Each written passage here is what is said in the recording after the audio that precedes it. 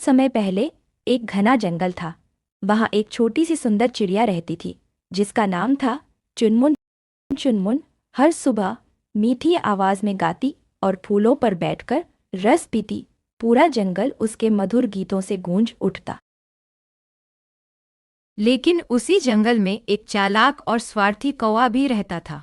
उसका नाम था कालू। कालू को चुनमुन की खुशियां बिल्कुल भी अच्छी नहीं लगती थी। उसे जलन होती थी कि सब जानवर चुनमुन की तारीफ करते हैं लेकिन कोई उसे महत्व नहीं देता। एक दिन कालू ने सोचा, अगर चुनमुन न रहे तो जंगल में उसकी मीठी आवाज भी नहीं रहेगी।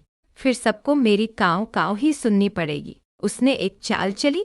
वह चुनमुन को धोखे से जंगल बाहर ले गया जहाँ शिकारियों के जाल लगे थे। वहाँ चुनमुन फंस गई। कालू मन ही मन खुश हुआ और बोला, अब तू हमेशा के लिए फंस गई। मैं अकेला जंगल का बादशाह बनूंगा।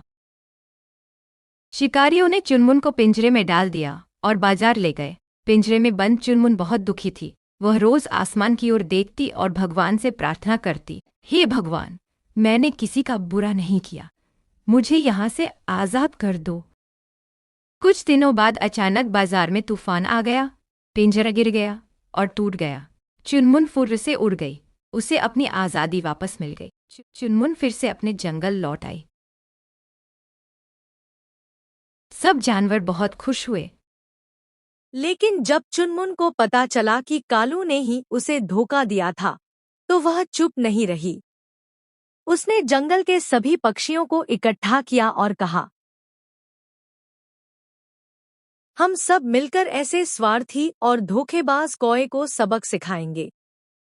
सभी पक्षियों ने मिलकर कालू को घेर लिया। बुलबुल ने उसकी पूंछ खींची, मैना ने उसके पंख नोच दिए और तोता चिल्लाकर बोला, अब से अगर तू किसी को भी तंग करेगा तो पूरा जंगल तुझे भगा देगा। कालू डर के मारे कांपने लगा और वहां से उड़कर दूर कहीं चला गया। जंगल में फिर से शांति और खुशी लौट आई। चुनमुन अब और भी जोर से गाती थी। सभी जानवर उसकी रक्षा करते थे। इस तरह चिड़िया ने अपने साथ हुए अन्याय का बदला लिया, लेकिन हिंसा से नहीं, बल्कि सबको मिलाकर उस बुरे कौवे को सबक सिखाकर। कहानी की सीख, किसी को धोखा देने वाले का अंत अच्छा नहीं होता। मिलजुल कर रहना ही सबसे बड़ी ताकत है।